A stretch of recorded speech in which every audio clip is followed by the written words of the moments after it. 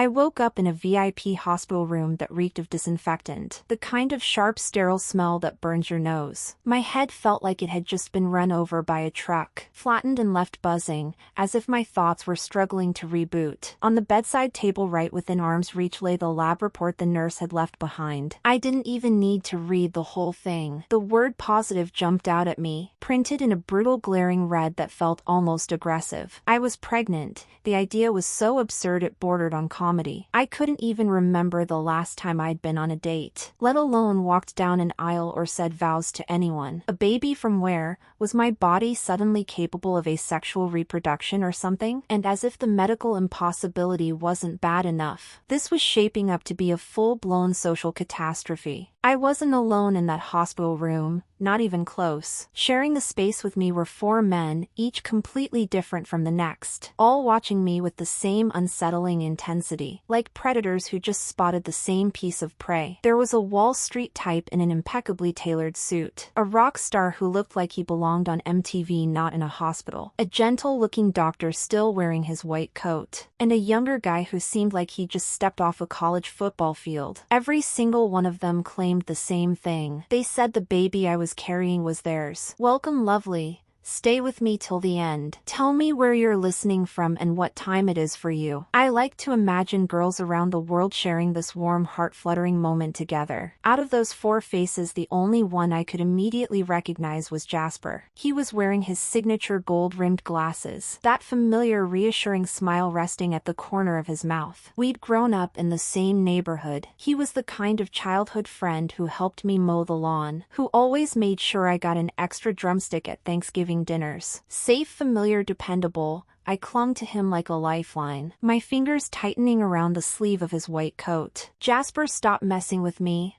I said, my voice shaking. Just tell me the truth, whose baby is this? He didn't pull away. Instead, he wrapped an arm around me, drawing me into a hug that felt achingly familiar, carrying the faint, clean scent of hand sanitizer. Don't be afraid, Olive, he murmured gently, the way someone might soothe a frightened child. Of course the baby is mine. Wait, my brain completely froze for a solid 2 seconds. From sandbox playmates to the father of my child. When did we ever cross that line? His words sent a chill straight through me. I jerked my head up and stared at him. Jasper, are you joking right now? His eyes remained soft. You used to say that if we both turned 30 and still weren't married, we'd just settle for each other. You said that if anything unexpected ever happened, you'd want me to be the father. I'm not asking about some stupid old joke. My headache throbbed even harder. I'm asking who the biological father is. He looked away. For just a moment, something complicated flickered in his eyes, an expression I'd never seen on him before. Olive, he said quietly, do you really not remember how this baby happened at all? I tried to think. I really did, but my mind was nothing but static, like a TV stuck between channels. I nodded slowly and helplessly. The air in the room dropped to a suffocating low. The looks from the other 3 men were sharp enough that even if they didn't kill me outright, they could have left me seriously wounded. One of them suddenly stepped forward. His face, so perfectly sculpted it looked unreal, filled my vision. His brow tightly furrowed. Olive, he said, you seriously forgot everything about that night. I focused on him and sucked in a sharp breath. Axel, the kind of top-tier pop star who could shut down traffic at LAX just by walking through the terminal even with sunglasses on. I'd once stayed up all night fighting for tickets to his concert. Why was he here? A deep crawling sense of dread rose in my chest. What are you saying? I whispered, that night I was with all 4 of you. That's impossible. Since when did I become that kind of person? Jasper rested a hand on my shoulder, his tone heavy with resignation. I know this is hard to process, he said, but that's what happened. We were all completely drunk that night. All 5 of us spent the night together in that suite. My eyes widened as my entire worldview cracked apart. My hands trembled as I asked, so this is basically a roulette game of who's the dad? Jasper was silent for a moment before answering slowly. Olive, as much as I hate to admit it, until the medical results come back, any one of us could be the father. A wave of dizziness slammed into me so strong I nearly pitched forward out of the bed. A younger guy reacted, instantly catching me before I fell. Olive, are you okay? His name came back to me a second later. Writer and Ivy League Golden Boy, a star quarterback. We'd met once at an alumni event, shaken hands, exchanged polite smiles. That was it. This is insane, I muttered, my voice hollow. How could I have done something like this? Ryder slipped an arm around my shoulders, steady and warm like a big golden retriever trying to comfort someone who'd been scolded. I know it sounds crazy, he said softly, but it already happened. The only thing we can do now is face it and figure out who the real father is. That was when the man in the suit, who had been standing silently by the window the entire time, finally turned around. His voice was cold-clipped and carried the natural authority of someone used to giving orders. There's no need to figure it out. He reached into the inner pocket of his suit, pulled out a folded document and tossed it casually onto my blanket. Game over. The other three men stared at him in shock. With trembling hands, I unfolded the paper. It was a marriage certificate. My name was there. So was his. In that instant, it felt like I'd been struck by lightning. I woke up pregnant, and now I was discovering I was married too. And not just married, but married to Sebastian. That's Sebastian, the billionaire investor so famously cold and untouchable that even financial news anchors described him as intimidating. I didn't even know him, unless you counted recognizing his face from the cover of Fortune magazine. My thoughts dissolved into pure chaos. Sebastian looked at me with the calm confidence of a man who knew exactly where he stood. I don't expect you to understand this right now, he said evenly, but the law is the law. You are my wife. Legally speaking, this child is ours to raise together. I'm not interested in biological technicalities. This is my child. I opened my mouth, but no sound came out. My throat felt completely blocked. The other three men spoke almost in unison. That's impossible. I turned back to Sebastian, my words stumbling over each other. When did we get married and why? He lifted an eyebrow slightly as if genuinely surprised by the question. You pursued me, Olive. Jasper can confirm that. I whipped my head toward Jasper. He clicked his tongue, clearly reluctant. Olive, do you remember how you used to swear you'd conquer this ice-cold tycoon no matter what? The dizziness came rushing back. Just how reckless was I before all this? Sebastian's gaze darkened, a trace of irritation flashing beneath the surface. The marriage happened because of a family asset merger. But the marriage itself is real, he said coldly. And you'd better make sure these three irrelevant men disappear from my sight as soon as possible. Axel had never been known for his patience. He snapped back immediately, his temper flaring. You're the one who should get lost. She doesn't remember anything right now. Are you seriously trying to take advantage of that? Ryder chimed in with wide, innocent eyes, as if he were stating an obvious fact. Mr. Sebastian, it's the 21st century. Olive is a free person. Jasper let out a long sigh and out of habit gently rubbed the top of my head. All right, enough. Stop arguing. None of that matters right now. What matters is Olive's health. Over the next half hour, through their overlapping voices and fragmented explanations, I managed to piece together the truth of what had happened a month ago. That night I'd gone to a luxury hotel for the after-party celebrating Axel's concert. How I'd even gotten into that party was still a mystery to me. I'd clearly drunk far too much. At some point, I called Jasper and asked him to come pick me up. Jasper got stuck in traffic. I grew impatient while waiting and sent my location again to urge him to hurry. Except my hand slipped and I accidentally sent the location to Ryder, the guy I'd met at the alumni event. As for Sebastian, just happened to be at the same hotel up in the executive lounge on the top floor discussing business. Through a ridiculous chain of coincidences, all of us ended up converging on the same top floor suite. Wait, a sudden realization hit me. I sat bolt upright in bed. Even if we all ended up together, why would all five of us black out completely? That doesn't make any sense. Sebastian thought for a moment before answering. The alcohol was tampered with. We immediately contacted hotel security and requested the surveillance footage. The video was quickly sent to a tablet. All five of us gathered around it, holding our breath as we stared at the screen. On the footage, I was so drunk I looked like a collapsed heap, barely managing to crawl into the suite. A moment later, Jasper and Ryder arrived almost at the same time. One on each side, they practically carried me into the room, their expressions tense and helpless. Then Sebastian appeared. He was dressed in his signature black suit, his face cold and conflicted as if debating whether to go in and drag his wife home. In the end, he knocked and entered. Axel was the last to arrive. The footage showed him being chased by a swarm of hysterical fans, panicking and darting straight into our room to hide. After that, until noon, afternoon the next day no one else entered or left the suite. I leaned back and let out a dramatic sigh. The culprit is among the five of us. If there were no outsiders, then it had to be an inside job. The atmosphere instantly turned tense and mysterious, like something straight out of an Agatha Christie novel. Sebastian gave a cold laugh, his gaze sharp as a blade. Ryder, you were the one who suggested the drinking game that night, weren't you? Ryder looked utterly wronged. I did suggest it, but I was the first one to pass out. I can't hold my liquor at all. I was down way before the rest of you. Axel frowned and turned his attention to Jasper. I remember you were the last one still standing, weren't you? Jasper raised both hands wearing an expression of complete innocence. So having a high tolerance is a crime now. Besides, I passed out on the carpet in the end too. I was spinning in circles watching them eye each other with growing suspicion. I remember something. Ryder suddenly cut in, pointing to a corner of the screen. Axel brought a bottle of that green liquor. Absent, Axel said, rubbing the back of his neck awkwardly. A limited edition a fan gave me. Supposedly insanely strong. I thought we'd just take a sip for fun. I had no idea. Case closed. No conspiracy, no drugging. Just a group of idiots who wildly underestimated alcohol and a drinking game that completely spiraled out of control. A wave of delayed fear and second-hand embarrassment washed over me. Jasper took my hand. Olive, don't panic yet. Medical technology is very advanced now. Once the pregnancy stabilizes a bit, we can do a non-invasive paternity test. The truth will come out eventually. I finally exhaled. Thank you, Jasper. You're still the most reliable one. Sebastian's gaze dropped to our intertwined hands, his jaw tightening. Olive, even with amnesia, you still remember exactly how to provoke me with physical contact. Jasper adjusted his glasses, his tone calm but edged with quiet steel. Mr. Sebastian, if you're that bothered, perhaps you should reflect on why Olive called me first when something went wrong rather than you. Sebastian ignored the jab. He turned and headed for the door. Olive, what are you waiting for? Come home. Ha, right, I was married. Before I left, Axel shoved a signed VIP pass into my hand. That face, handsome enough for a Vogue cover, was full of unapologetic confidence. Call me anytime if you need anything. If the kid's mine, I'll take responsibility all the way. Ryder blushed, the tight t-shirt stretching clearly over his muscles. Olive, you can come to me for anything too. I don't mind being a young dad. Jasper gave my shoulder a reassuring pat. Take care of yourself. I'll arrange regular prenatal checkups. I carefully saved everyone's contact information, then followed behind Sebastian like a scolded elementary school kid and got into the car. I didn't really have a choice. If I wanted to find a father for this not yet formed little sprout inside me, I'd have to maintain decent diplomatic relations with all four potential dads over the next few months. This was without question the most chaotic summer of my life. Sebastian drove the black SUV into the night. The cabin was so quiet I could hear the faint hum of the air conditioning. Once the adrenaline wore off, exhaustion hit me hard. I leaned my head back against the leather seat and drifted off without realizing it. When I woke up again, the car had already stopped. Before I could even unbuckle my seatbelt, Sebastian had walked around the front, opened my door, and without asking scooped me up in his arms. I can walk by myself, I protested weakly. Shut up, he replied curtly, carrying me straight into a minimalist mansion without slowing his stride. The household staff didn't seem surprised by any of this. They greeted us politely with "Good evening, sir," and "Good evening, ma'am," and then discreetly vanished as if this were just another ordinary night. I was gently placed onto the massive bed in the master bedroom. The room was absurdly large with floor-to-ceiling windows overlooking a glittering city skyline. Still half dazed, I found my way to the bathroom, did a quick wash, and felt completely drained, like every ounce of energy had been siphoned out of me. All I wanted was to collapse and sleep. But Sebastian didn't leave. He crouched beside the bed, frowning slightly, reached for my ankle, and helped me take off those torturous high heels. His hands were dry and warm. The movements weren't exactly tender, but they weren't rough either. Then he brought over a warm towel and began wiping my face. This was unexpectedly considerate. Was this really the same cold, untouchable tycoon? I was just starting to enjoy the contrast when I opened my eyes and realized his face was only inches away. Those deep dark eyes were locked onto me, intense and unreadable. Uncomfortable, I touched my cheek. Is there something on my face? He let out a cold scoff. His thin lips parted, his tone sharp and judgmental. So you really enjoy being surrounded by men like that? Seems you're not nearly as innocent innocent as you pretend to be? Instinctively, I covered my stomach. There was no real sign of life there yet. But I needed something, anything to steady myself. It was an accident, I said quickly. It really was. His breathing grew heavier, like he was forcing himself to keep his temper in check. Staring into those possessive eyes, the self-destructive part of my brain suddenly misfired. Hey Sebastian, I said, trying to fight back with logic. If I was looking for excitement outside our marriage, doesn't that suggest something was wrong between us? Like maybe you were always emotionally distant? His jaw tightened instantly. His gaze turned dangerous. Olive, don't test my limits. He grabbed my chin, and when he kissed me it wasn't gentle. It was punishing, aggressive, as if he wanted to devour me whole. Only when I was nearly out of breath did he abruptly pull away, stand up and straighten his tie as if nothing had happened. I gulped in air, then hurried to change the subject to ease the tension. By the way, since I have amnesia now, for everyone's sake, maybe we should sleep in separate rooms for a while. He looked down at me from above, a flicker of something like bitter self-mockery flashing through his eyes. We always sleep in separate rooms. What? Then why did you say we have a real marriage? I blurted out. Sebastian didn't answer. He turned away, leaving me with his cold, distant back, and shut the door hard behind him. The next morning I was sitting at the dining table, staring blankly at a slice of avocado toast when Jasper showed up carrying a medical kit. Sebastian hadn't left for work yet. He was seated in the main leather armchair, tablet in hand, scrolling through financial news. Officially his attention was on the market, but his eyes kept drifting in our direction. Jasper pulled out his stethoscope and went through the motions of a checkup with professional ease. Smiling, he said, Olive, some of your indicators are a bit low. Have you considered staying at my clinic for a few days? We have specialized nutritionists there. I was just about to nod when Sebastian cut in coldly without even looking up. That won't be necessary. I'll hire the best nutritionist to come here. And in case you've forgotten, Dr. Jasper, Olive is my legal wife. Jasper's hand paused mid-pack as he put his equipment away. His gaze darkened slightly. I'm well aware, he replied evenly. As a doctor, my only concern is my patient's health. Jasper had barely left when Axel arrived. The superstar showed up in a baseball cap and sunglasses, a guitar slung over his back like he was here to host a private concert. Ignoring Sebastian's borderline murderous glare, he plopped down on the living room rug and started playing and singing a brand new song directed straight at me and my stomach. This is prenatal music, Axel said with a smug grin. Even if this baby was an accident, it deserves the best musical taste. After Sebastian had security escorted Axel out, Ryder showed up next, dressed in tight athletic wear and radiating energy. He led me through prenatal yoga in the backyard. Deep breaths, Olive, Ryder said, holding a flawless plank and flashing a sunshine bright smile. Staying active is good for the baby. When Ryder was finally sent away too, Sebastian took off his suit jacket, rolled up his shirt sleeves, and astonishingly walked into the open kitchen himself. What are you doing? I asked, stunned. Cooking, he said through clenched teeth, expertly slicing a steak. Apparently if I don't do something myself, you'll really start thinking those three idiots are better than me, watching all four of them run around because of me, or rather because of the unknown life inside me. I caught my reflection in the mirror. I looked radiant, and I couldn't help feeling a little carried away. No matter how you looked at it, being cared for from every possible angle didn't feel half bad. Those oddly harmonious, or perhaps completely chaotic, days went on for several weeks. According to the schedule, it was time for my first detailed prenatal checkup. Unfortunately, Jasper was in Boston attending a medical conference and wouldn't be back for another 2 days. But I didn't want to wait. Lately, something felt off. Aside from constant sleepiness, I had none of the legendary morning sickness. In fact, my appetite was so strong I felt like I could eat an entire cow. So I did it behind everyone's back. I booked an appointment with a top obstetric specialist at a different private hospital. In the ultrasound room, the cold probe slid back and forth across my abdomen. The doctor stared at the screen for a long time, his frown growing deeper by the second. My heart climbed straight into my throat. Doctor, how is it? Is the baby healthy? Can you tell who it looks like? Can you tell anything at all? The doctor turned toward me, took off his glasses, and looked genuinely puzzled. Miss Olive, are you certain your previous test result was positive? Of course, I said quickly. I have the blood test report. He sighed. That's what makes this strange. According to the ultrasound, your uterus is completely empty. And I've also checked the rapid blood screening you just did. Your HCG levels are entirely normal. You're not pregnant. What? I practically sprang off the examination bed. But I've had early pregnancy symptoms. That's psychological, the doctor said decisively. We call it a false pregnancy. Or more likely, your previous test result was simply wrong. I walked out of the hospital holding a report that read no gestational sac observed, feeling like the entire world had frozen. I wasn't pregnant. So what had these past few weeks been? Some kind of massive real-life reality show? When I got home, I called everyone into the living room. Jasper had already rushed back looking travel-worn and exhausted.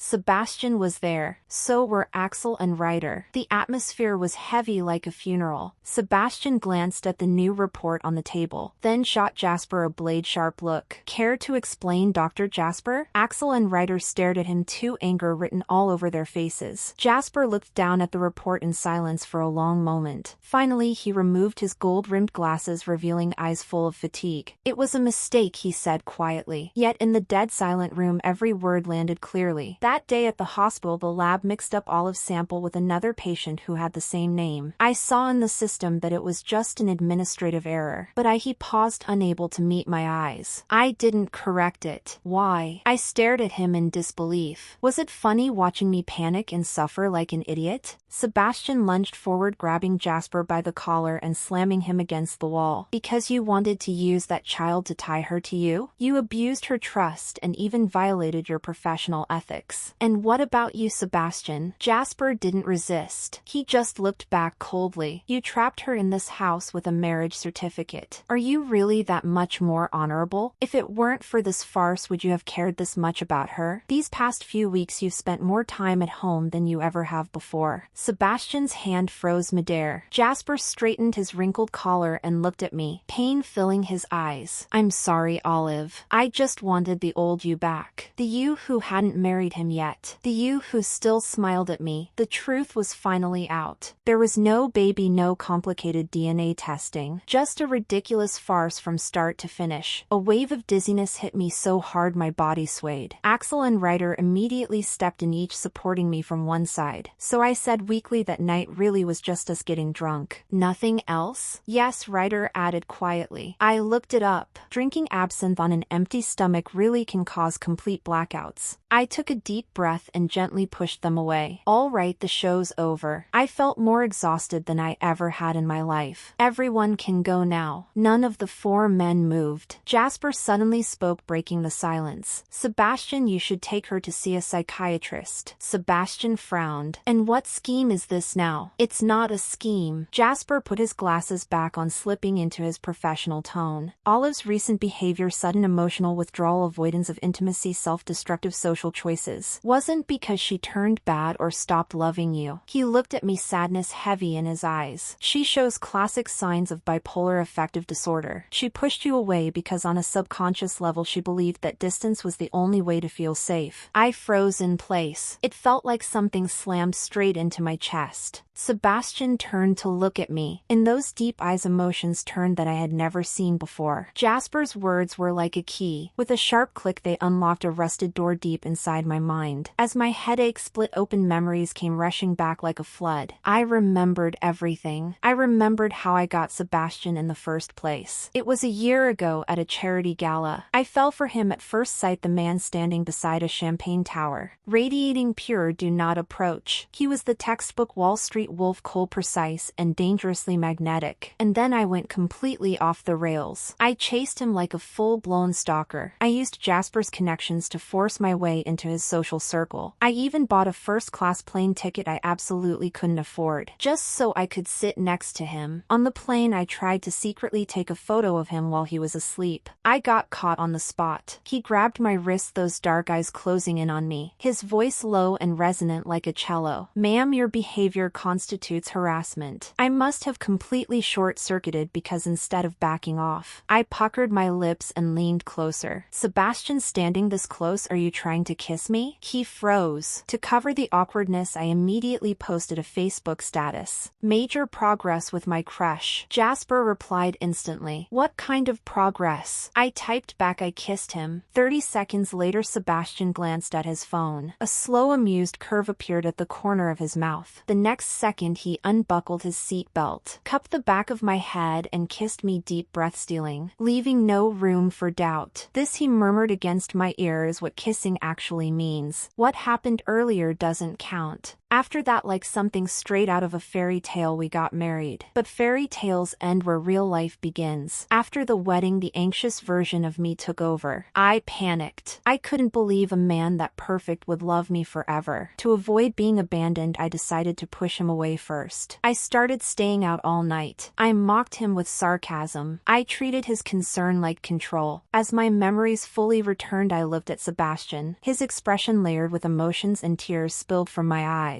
So it turned out I was the problem. For the next month, I obediently went to therapy. The diagnosis was exactly what everyone expected: severe childhood emotional neglect, avoidant attachment combined with bipolar disorder. You protect yourself by creating chaos and distance, the therapist said bluntly, because deep down you believe that if you don't destroy the relationship first, he eventually will. I committed to treatment. I took anti-anxiety medication. I started slowly to get better. The day I was discharged, my so-called former almost father's alliance came to say goodbye one by one. Axel came first. By now he was a full-blown global superstar. To dodge paparazzi, he snuck into my hospital room at 3 in the morning like a thief. Congrats on getting better, Olive. He handed me 2 VIP tickets. Madison Square Garden next Saturday. Don't forget. He pulled down his mask, a flicker of loneliness passing through his eyes. Honestly, if that mix-up had been real, I might have actually considered settling down for you. I grinned and threw him a rock and roll hand sign. Don't be stupid. In your world, being single is your biggest cash cow. Go conquer the planet, superstar. Axel gave me a tight hug and disappeared into the night. Next came Ryder. He was in athletic gear, looking even stronger than before. I'm heading to national training camp, the big kid said, scratching his head. For the Winter Olympics. Go win gold, I said, patting his shoulder. I'll brag to everyone that this guy once did prenatal yoga with me. Ryder blushed, laughed, and walked away, turning back every few steps. Last came Jasper. He stood in the hallway for a long time before finally coming in. He wasn't wearing a white coat that day, just a simple cashmere sweater. He looked the way he did when we were kids. Olive, I'm sorry, he said hoarsely. That mistake, I did it on purpose. I was just insanely jealous. I let out a long sigh. I know, I said softly, but I can't hate you, Jasper. You've saved me too many times. Let's call it even. Your good cancels out your bad. He gave a bitter smile. So are we still friends? We're family, I said, meeting his eyes seriously. But only family. Jasper, if you ever cross that line again or try to interfere in my marriage, then we're really done. He nodded. His eyes were dim, but there was relief there too. I understand. I wish you happiness, Olive. They all left, but the one person I wanted to see the most never showed up.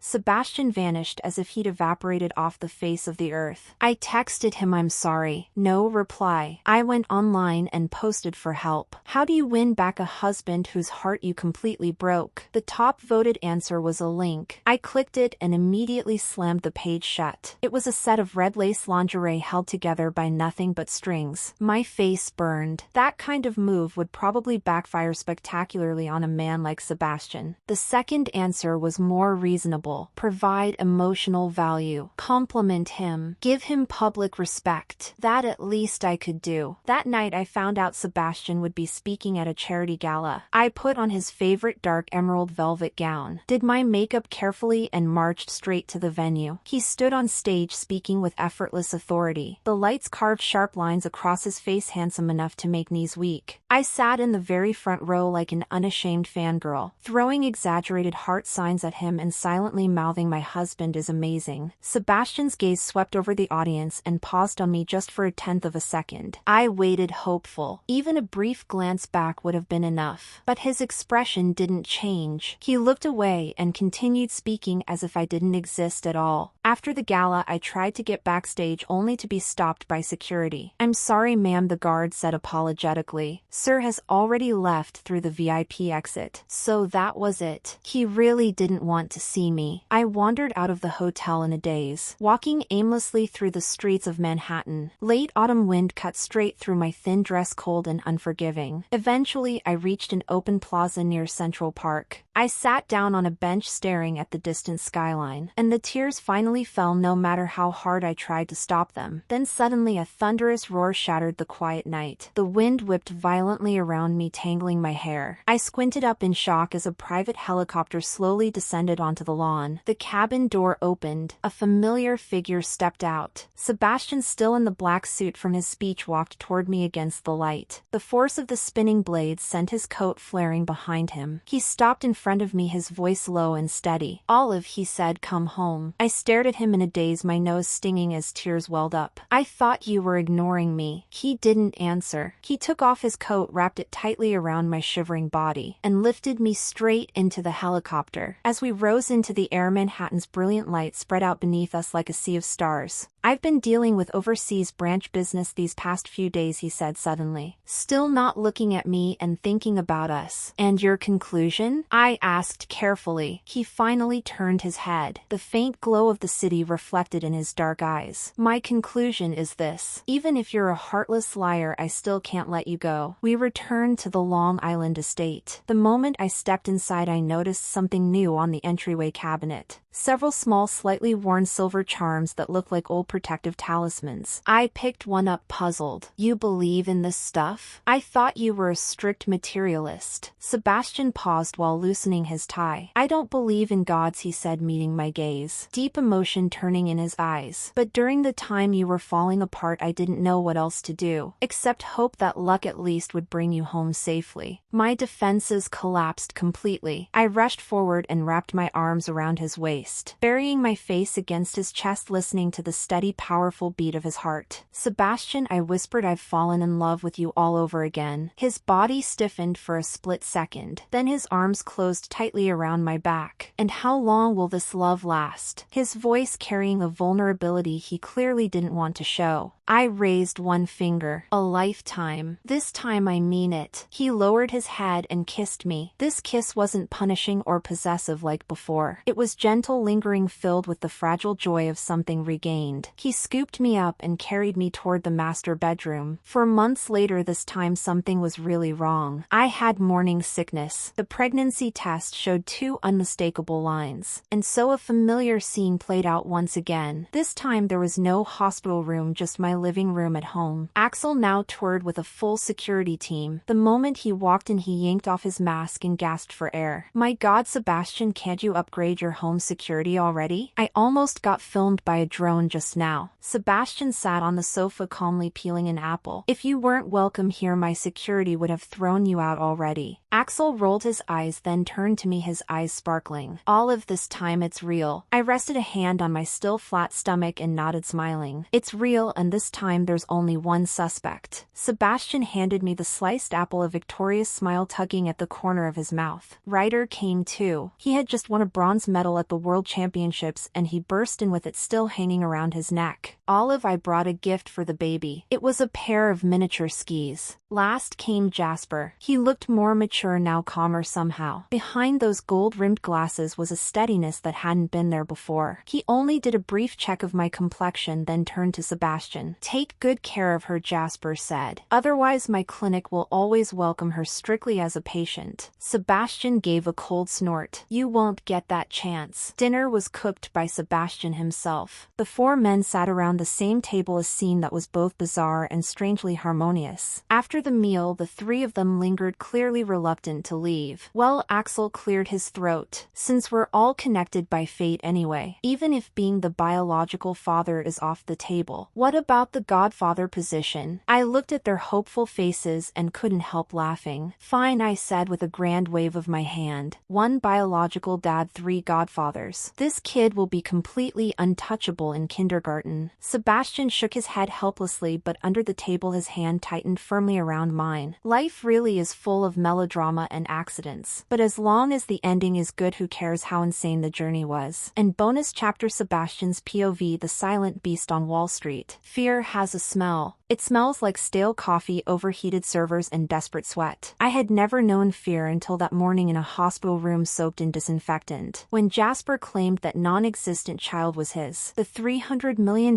merger contract in my hand crumpled into scrap without me realizing it. In that moment, my first thought wasn't questioning medical logic. It was destruction. I wanted to buy his entire hospital group and exile him to Alaska to clean polar bears' teeth. But I restrained myself because Olive was gripping his sleeve, looking at him with a kind of dependence I hadn't seen in a long time. That was the first month I lost her. For 30 days my Long Island mansion turned into a goddamn circus. Every night after work there was a different intruder. On Tuesday I walked in to find Axel sprawled on my Italian leather sofa, strumming that cheap wooden guitar and singing an off-key love song. Olive was laughing so hard she was practically folding in half. I stood in the foyer irrationally jealous of the guitar. So the next day I had my assistant acquire a controlling stake in Axel's record label. If he dared blink at my wife again, I'd make sure his next 10 years of touring were booked exclusively in Antarctica. On Thursday, that muscle-headed writer was in my backyard teaching Olive how to do squats. The moment I saw his hand resting on her waist, I nearly crushed the whiskey glass in my hand. I turned and walked straight into my study, then made a call to the Ivy League board, casually suggesting they raise the academic standards for student athletes. But the one who truly drove me insane was Jasper. He had something I didn't: shared history. He knew which bone Olive broke as a child. He knew her allergies, her favorite foods, the things she loved and the things she hated. And me? Aside from a perfectly legal marriage certificate, I seemed to have nothing. Late at night, when the entire house finally fell silent, I would quietly push open the door to the master bedroom. She slept deeply like a carefree little cat. I would sit by the bed studying her face in the moonlight. I knew it was insane, but even if that child truly hadn't been mine, even if she really had betrayed me, my bottom line kept retreating. When I said I don't care about biology in that hospital room, I meant it. Even if the child belonged to someone else, I could still raise it into a worthy heir, as long as she stayed. I never told anyone that during the time she had lost her memory. I stared at that fake ultrasound report every single night. That non-existent dark blur on the paper was my only salvation in this absurd farce, because it was the only reason, legal, moral, unquestionable, that allowed me to keep her bound to my side. Until she said, "Sebastian, I've fallen in love with you again." In that moment, this cold-blooded Wall Street crocodile finally felt his heart start beating again. In the middle of that chaotic summer night. The end.